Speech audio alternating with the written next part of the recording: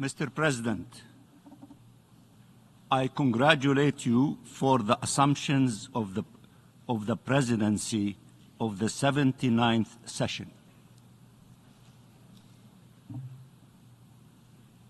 Mr. President and colleagues, Palestine is an important part of universal history, and the Palestinian people is an integral part of humanity.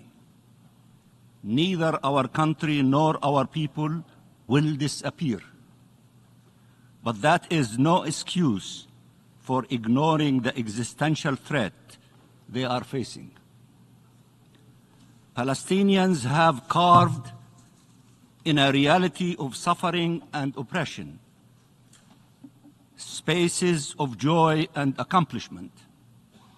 Their spirit has remained free, even while they were in shackles. They have preserved hope when everything around them should have led them to despair. They have been true to their identity regardless of the price they had to pay. They have been steadfast in the purest of their inalienable rights, just like all other peoples. Mr. President, the Palestinians want to live, not survive. They want to be safe in their homes. They want their children to go to school without fear.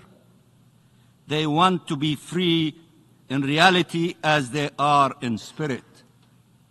Free to live, to come and go, free to determine their own fate, subject only to God and to no other. They want to be Palestinians, to be themselves, just be, neither heroes nor victims, just human beings with the simplest of dreams or the greatest of aspirations, living in dignity, in peace and security in their homeland. The Palestinian people is an extraordinary people whose true desire is to lead an ordinary life. Palestinians want to live and thrive on their ancestral land, where the spirit of the forefathers and foremothers embraces them, where the suspended tales of their lives await to be resumed. Palestinians want for children to bury their parents after a long and beautiful life, rather than for parents to bury their children before they could know the meaning of life. Palestinian children do not need to grow through the lessons of terrifying pain. The lessons of life should suffice. Now the sky is full of children whose life was taken away way too soon and in the cruelest of ways. And the earth is full with children who have suffered, who were injured, paralyzed, orphaned, and traumatized. Mr. President, as we speak in these halls, coming together yet again to address this grave, historic injustice, 2 million people are being besieged, bombed, starved. They are being displaced over and over again with no safe haven anywhere, with death awaiting them everywhere. How many more Palestinians need to be killed before change finally takes place to stop this inhumanity? How many more Palestinians need to be violently displaced by the repeated attacks of Israeli settlers and occupation forces? How many more Palestinians need to be snatched in the middle of the night and thrown into an Israeli jail for years and years? Childhoods lost, lives ruined. How much more denial of rights, dispossession, and destruction will it take for the world to finally not only react but act? Until the world not only takes a stance but takes a stand and firmly acts upon it, truly upholding the rule of law and human rights.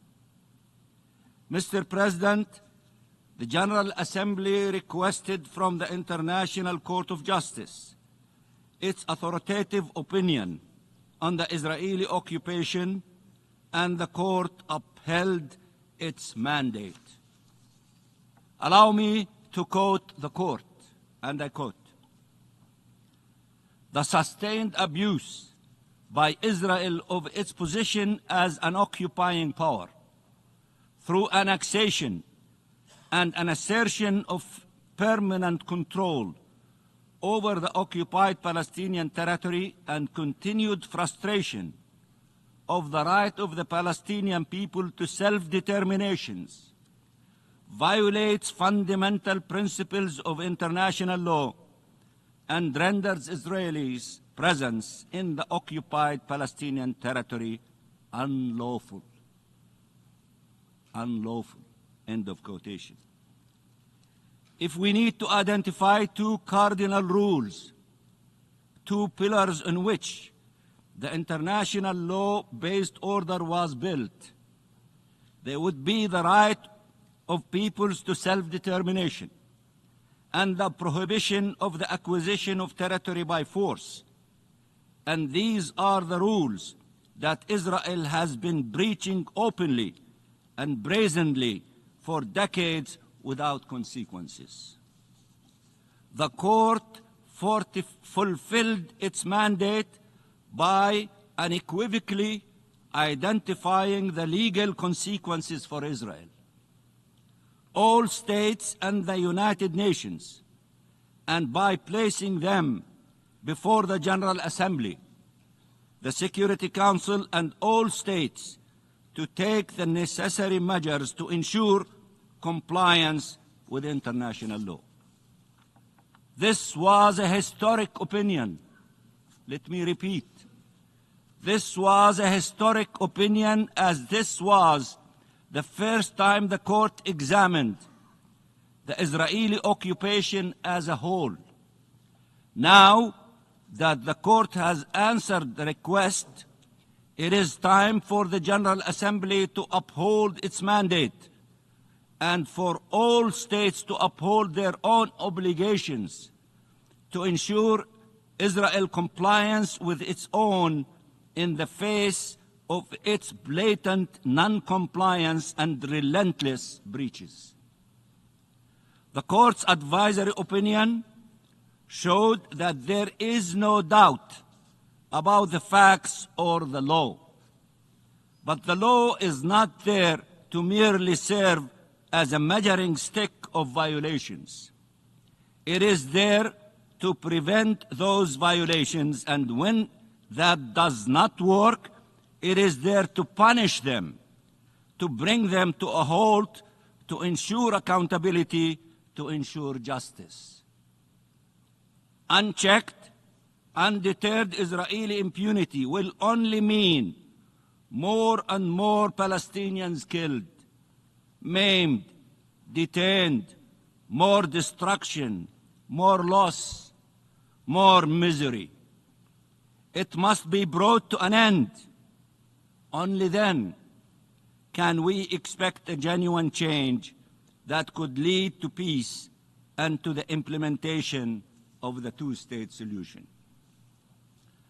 Mr. President, a few voices have claimed that departure from the law or its abandonment was the only realistic way forward. But it is precisely the departure from the law or its breach without any consequence that led us here in the first place. No occupying power can have a veto right over the inalienable rights of the people under its occupation. Let me repeat. No occupying power can have a veto right over the inalienable rights of the people under its occupation. Those who think the Palestinian people will accept a life of servitude, a life of apartheid, are the ones who are not being realistic. Those who imagine the Palestinian people will disappear or surrender are the ones who are not being realistic. Those who claim that peace is possible in our region without a just resolution for the question of Palestine are the ones who are not being realistic. A few voices claim this is not the right time for such action. They always find good reasons to keep doing the wrong thing. But delayed justice is denied justice. The right time to do the right thing is always right now. The right time to do the right thing is always right now. While looking at a map, or worse, looking at the horrific situation on the ground, the matter may look inextricable, but the solution is right before our eyes. It is the one endorsed by the international community as a whole and enshrined in numerous United Nations resolutions. It is an independent and sovereign state of Palestine on the 1967 borders, with East Jerusalem as its capital, living side by side in peace and security with Israel. So why are we allowing the destruction of the state of Palestine and of this solution when we know there is no viable alternative and we all understand the risk of an all-out conflagration? What is happening in Gaza today can be the last chapter of the tragedy endured by the Palestinian people, or will be the first chapter of an even more tragic reality for our region as a whole. What you do next matters. Act now to stop the killing, to stop the suffering, to stop these crimes, to stop this injustice. Mr. President, I have the honor to introduce the draft resolution under consideration in this emergency special session. This is the first time since we've received additional rights and privileges through resolutions that you have adopted. I am so honored to do that for the first time in the General Assembly. I am so tall, I go beyond the ceiling of this General Assembly.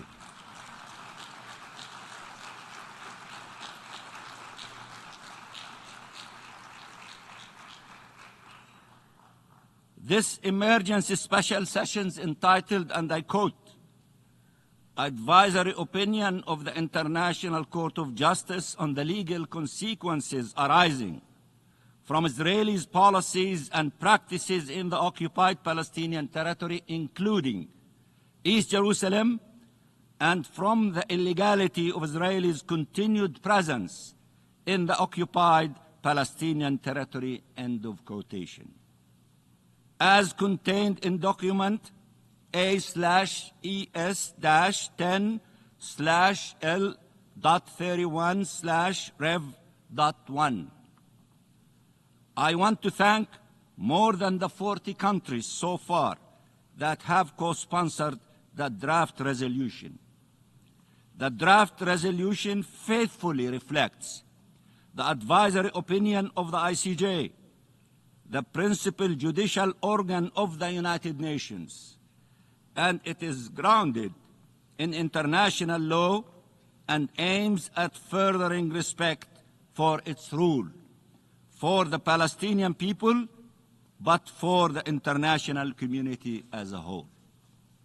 We thank all delegations that engaged on this text and have done our utmost to address their concerns while ensuring the text remains aligned with the opinion rendered by the court. The draft resolution in its preambular paragraphs reflects the determinations arrived at by the court, while focusing in its operative paragraphs on the obligations of Israel, all states, and the United Nations and other international organizations in accordance with international law.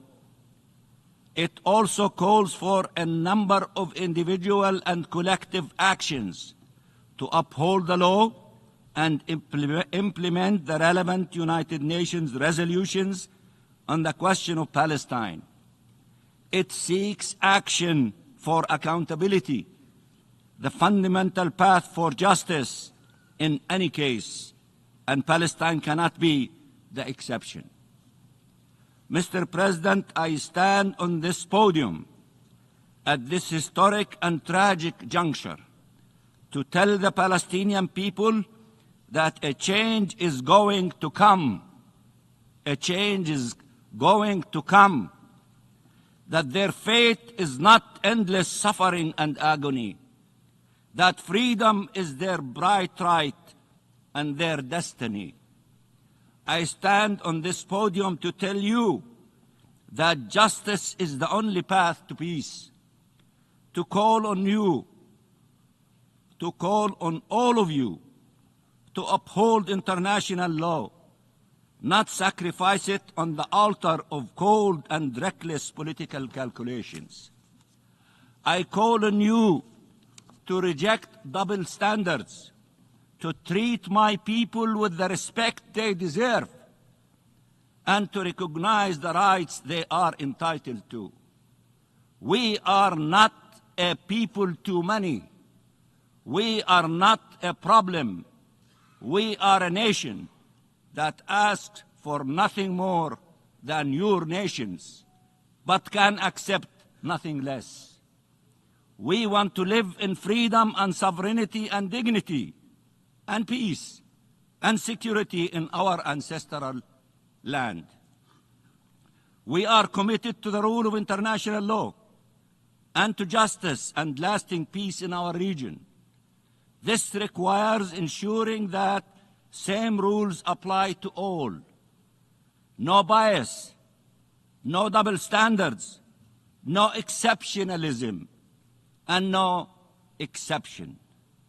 Each country has a vote, and the world is watching us to see if we can live up to the commitments we undertake and to the principles we claim as ours at this historic and crucial juncture for humankind.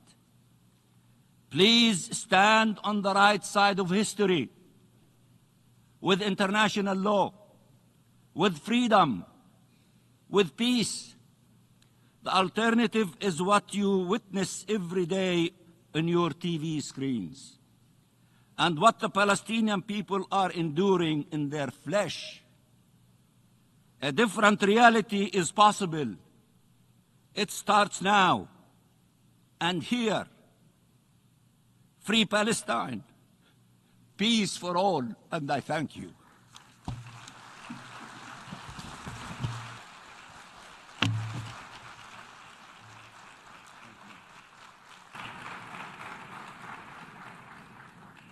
I thank the observer